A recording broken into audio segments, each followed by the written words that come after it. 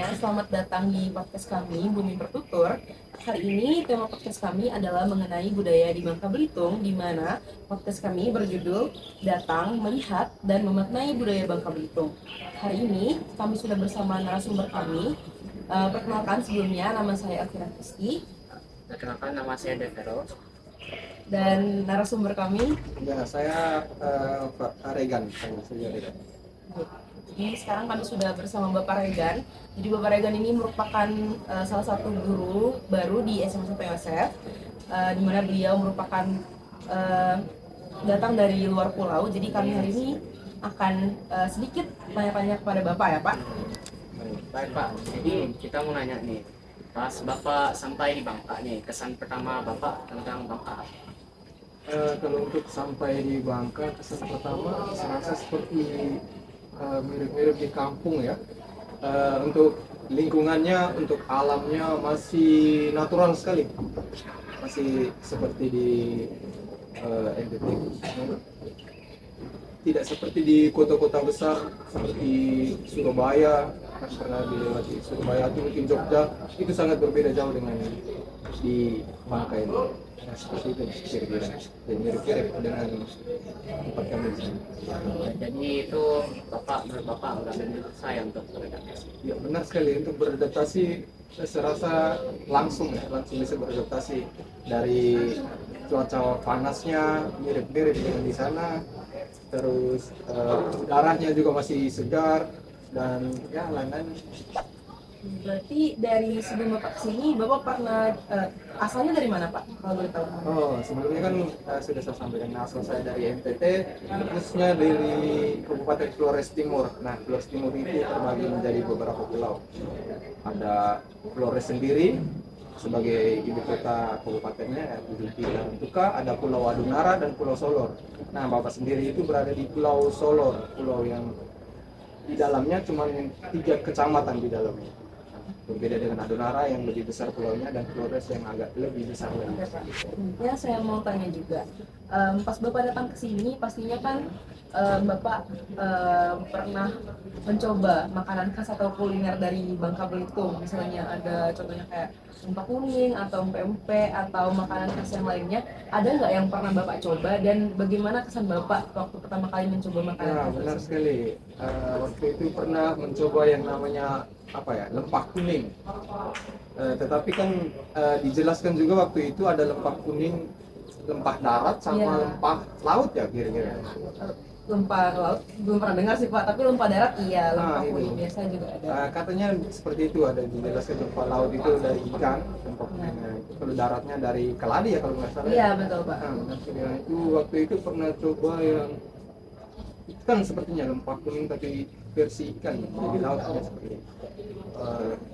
Menggunakan santan juga kalau nggak salah ya, santan atau apa ya, yang penting diberi bubuk yang banyak, jadi semacam apa ya dia, enak sih rasanya. Ya, seperti itu Jadi cocok untuk Bapak. ya, cocok karena di sana kebanyakan kami daerah Flores Timur itu kan daerah laut, jadi banyak ikan, jadi kalau untuk itu cocok juga. Daratnya juga banyak apa ya namanya, lempah daratnya tadi apa ya? Lempah darat itu dari iya tadi. Keladi, ya itu, jadi cocok untuk Baik Bapak.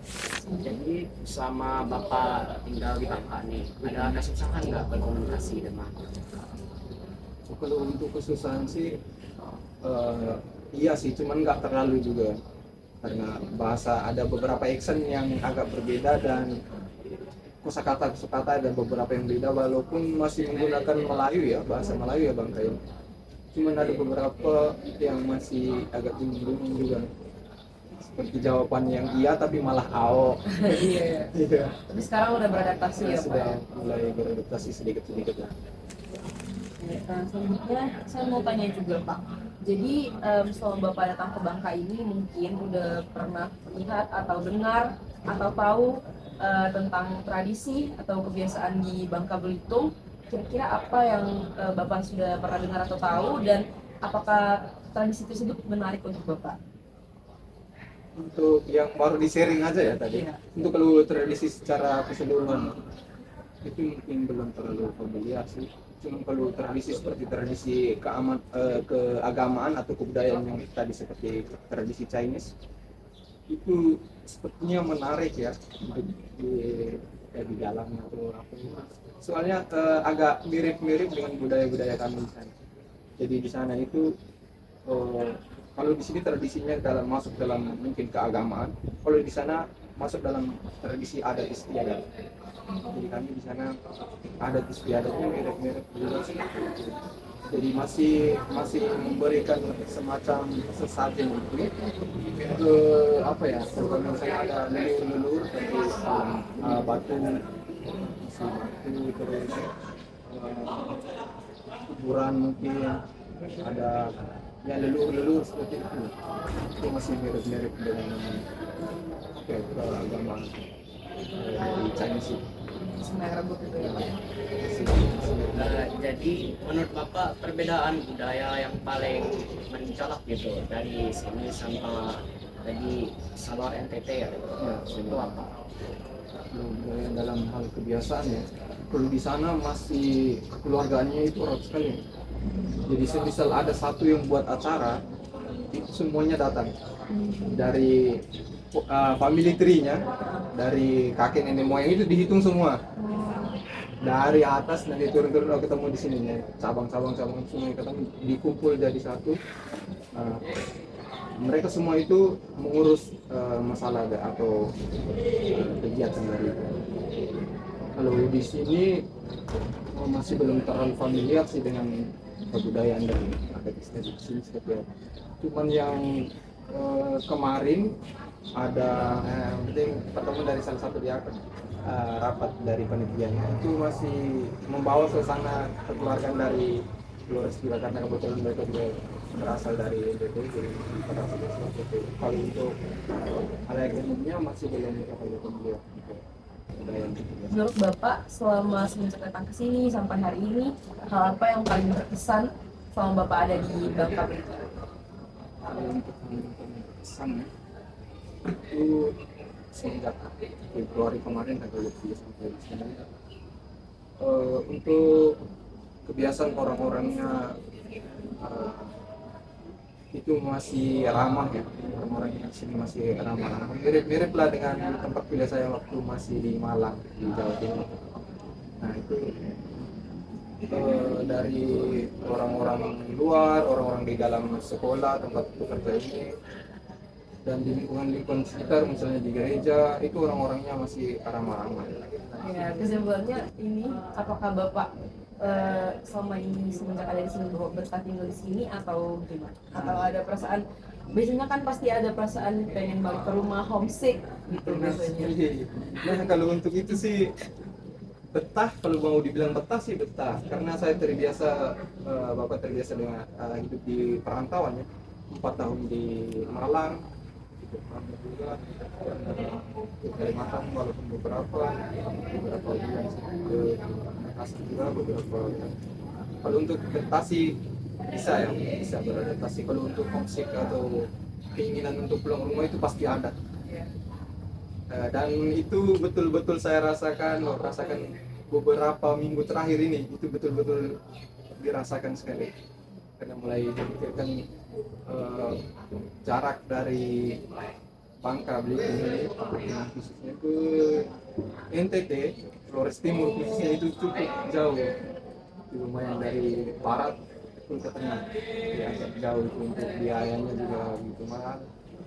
Kalau menggunakan pesawat ya, kalau menggunakan kapal laut itu masih relatif ya, tapi untuk waktunya juga jarak tempuhnya masih terlalu lama ya waktunya. Nah itu yang membuat saya mengingat kapan ya bisa pulang.